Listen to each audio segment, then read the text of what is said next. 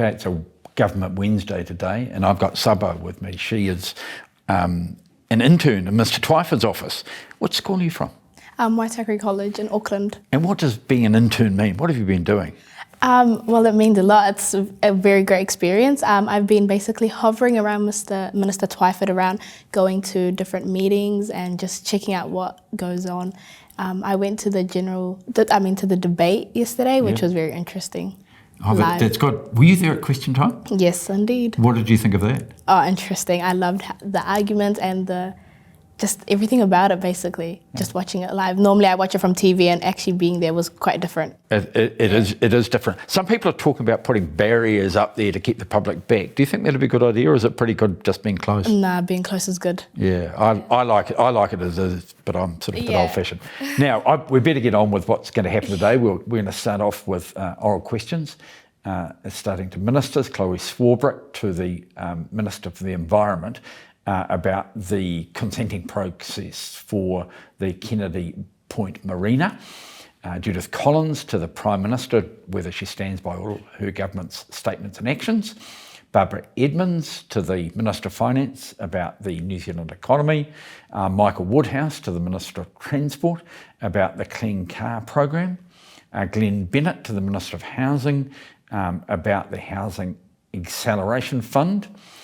Debbie Ngariwa-Peka to the Associate Minister for the Environment about the Significant Natural Areas legislation.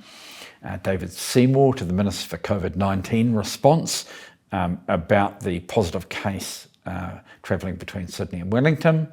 Dr. Anai Nerula-Vasa to the Minister for COVID-19 about the vaccine rollout. Nicola Willis to the Minister of Housing about the whether she has confidence in Kāinga Ora. Adriana Williams to the Minister for Emergency Management about the Papatoi tornado. Matt Ducey to the Minister of Health about mental health rollout. And Ginny Anderson to the Minister of Customs about preventing drugs getting into the country.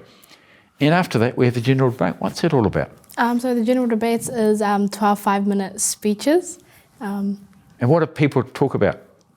They've got different readings for each one. Yeah, and they can choose what they choose. The 12 different speeches. What are they? After that, we've got the second and third reading of the Intelligence Security Review Act. It's a very, very small act, which means that a review into the agencies comes forward.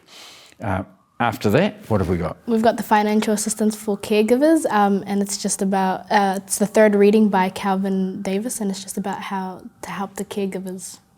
After that, the second reading continues of the Reserve Bank of New Zealand bill by Grant Robson.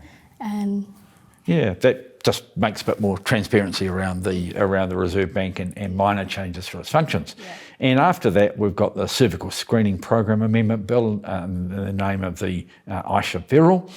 The Gas Information Disclosure and Penalties Amendment Bill, committee stages, in the name of Megan Woods. That should take us through till about 10 o'clock tonight. Select committees have been meeting this morning. They'll be meeting tomorrow morning. And Adrian Rurewhai will be back here with you tomorrow, just before 2 o'clock.